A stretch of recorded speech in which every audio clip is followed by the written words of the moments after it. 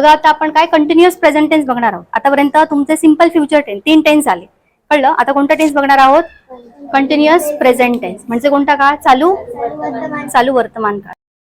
Subject काय formula आहे? Subject am is are plus verb ING plus object. पॉझिटिव्हचा formula काय बघा? Subject plus am is are plus verb ING plus object. आणि negative मध्ये ज्यावेळी करणार त्यावेळी काय येतं?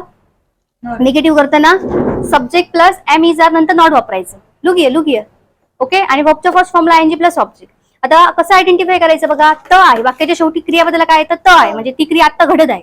एक मी बोलत आहे, मी शिकवत आहे, मी वाक्य सोडवत आहे म्हणजे ती क्रिया आत्ता घडत आहे. ज्यावेळी ती क्रिया आत्ता घडत असते त्यावेळी ते वाक्य कंटिन्युअस प्रेझेंट टेन्स म्हणजे चालू वर्तमान काळात जातं.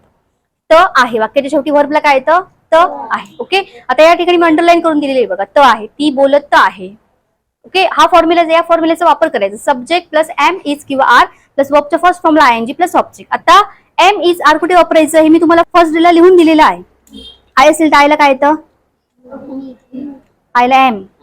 ही शी नेम इटला इज. दे वी यूला आर. फर्स्ट पेजवर लिहून दिलेलं आहे ना. आता हे वाक्य आहे बघा, ती बोलत आहे, कसं येणार? Talk लाऊडली. Very good. She is speaking. तो प्रश्न विचारत आहे, कसं येणार?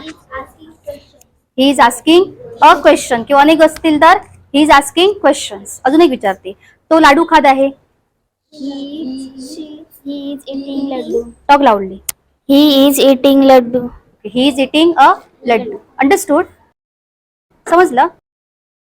आता तुम्हाला याच्यामध्ये निगेटिव्ह वाक्य बनवायचे आहे. आता हीच वाक्य आपल्याला निगेटिव्ह बनवायची असेल, कळलं. निगेटिव्ह बनवण्यासाठी काय करायचं? त नाही आहे, नाहीचा वापर करायचा. मग कसं येणार? ती बोलत नाही आहे. शी इज नॉट स्पीकिंग किंवा शी इजंट. इज नॉटचं कॉन्ट्रॅक्शन काय वापरू शकता? Isn't. Okay. She isn't speaking. आता एक निगेटिव्ह 5 वाक्य तयार करा बघूया.